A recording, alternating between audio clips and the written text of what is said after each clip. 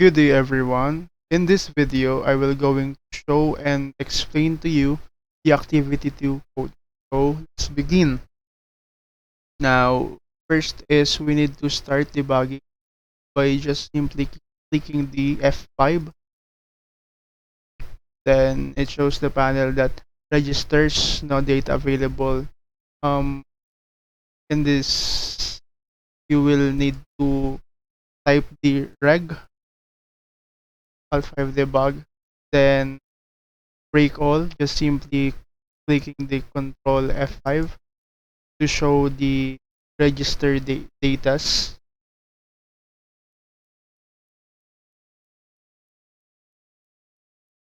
So here, um, the LDIR20 high $90, it tells that need to load the high byte of the stack pointer address. Then click the step over. Then next is the out SPHR20. So in this line, it tells that need to set the stack pointer high register with the high byte. Next is step over again LDIR20 low $sign 90 set SPL. This line says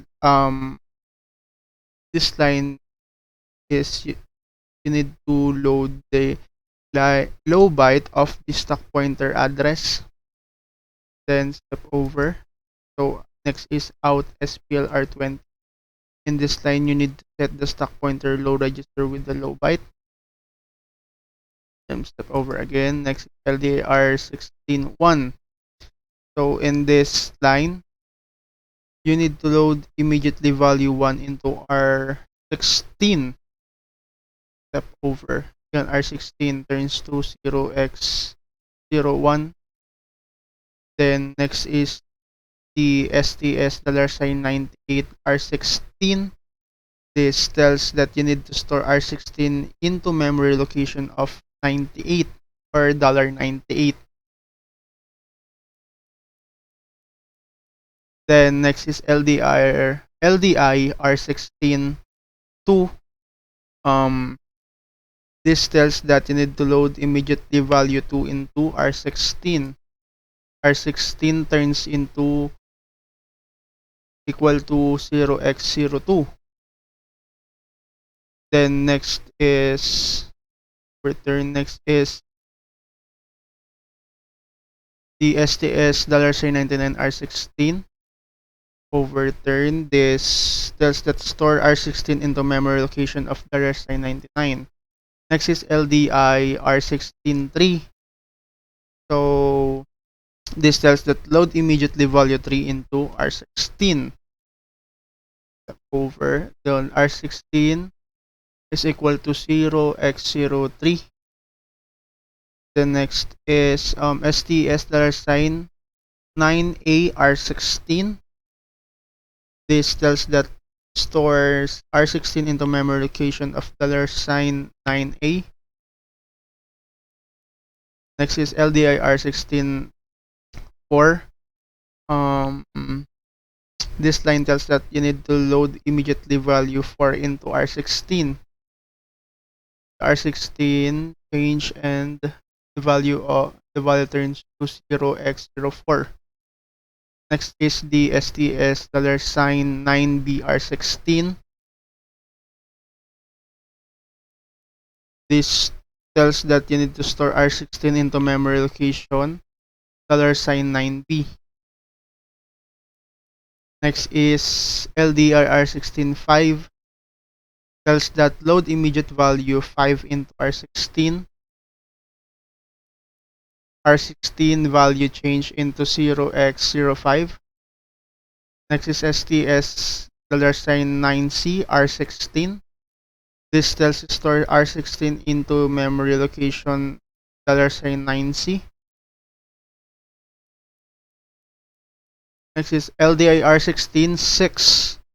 This tells that need to load immediately value 6 into R16. The R16 value turns into 0x06. Then the next is STS $9D R16. This means that you need to store R16 into memory location $9D. So here in pop R20, this means that pop data from the stack into register R20. Then pop R21, pop data from the stack into register R21. Then for 22, pop data from the stack into register 22. Then R23, pop data from the stack into register 23. Then pop 24, pop data from the stack into register R24. Then lastly is the LIRJMP. This line tells that the infinite loop to keep the program running. So in the question at the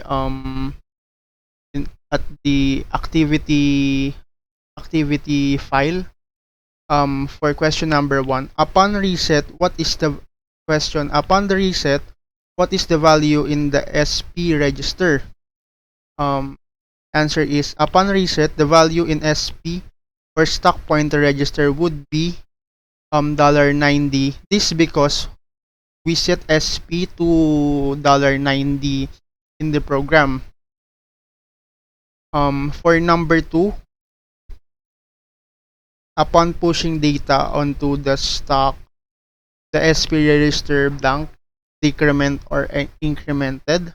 My answer is, upon pushing data onto the stack, the SP register is decremented. This means that the stack grow downwards in the memory.